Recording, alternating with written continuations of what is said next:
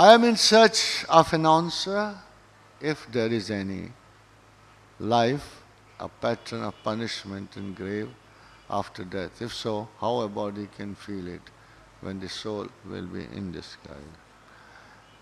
حاضرین حضرات یہ کہ روح کو عذاب کیسے ہوگا؟ اگر آسمانوں پر ہے تو اس کو عذاب کیسے؟ یہ خیال، یہ کویسچن اس وجہ سے پیدا ہوتا ہے جب کہ آپ آؤٹر میکنزم کو نہیں جانتے ہوں گے۔ یہ جو روح ہے کو فکس آسمانوں میں بیٹھ نہیں جاتی، یہ بھی اتنی تابع دار ہوتی ہے اور اتنا ہی اس پہ حکم پروردگار چلتا ہے۔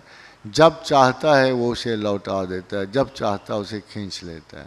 یہ تو زندگی میں بھی ہوتا ہے، آپ کے پاس بھی راتوں کو سوئے ہوئے بھی یہ ہوتا ہے۔ جب چاہتا ہے آپ کی روح جو ہے رخصت کر دیتا ہے، جب چاہتا ہے واپس لے لیتا ہے۔ تو عذاب و ثواب میں بھی ایسے ہوگا، جب چاہے گا روح لوٹا کے آپ کے اوپر وہ عذاب معطر کر دے گا، جب چاہے گا اسے واپس لے لے گا اور آپ کو آرام میں ڈال دے گا۔ تو روح کا تعلق جو ہے متحرک ہے، ایک کانسٹنٹ سٹیٹ نہیں ہے۔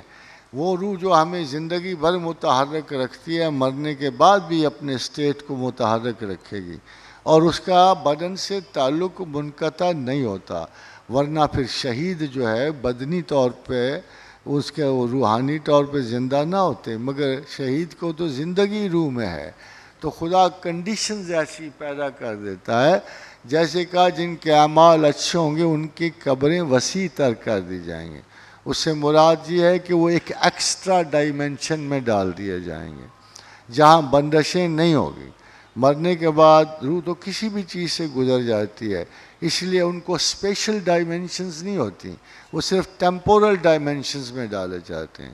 جب حکم ہوگا آپ سلام کا جواب دینے اپنے مزار میں پہنچ جاؤ، ذرا اچھے کام کرو تو آپ کو بعد کی زندگی میں خود بخود تجربہ ہو جائے گا، ورنہ ادھر جانا ہی نہیں تو کیا سوال پیدا کرنا؟ یہ بھی تو ایک پرابلم ہے نا۔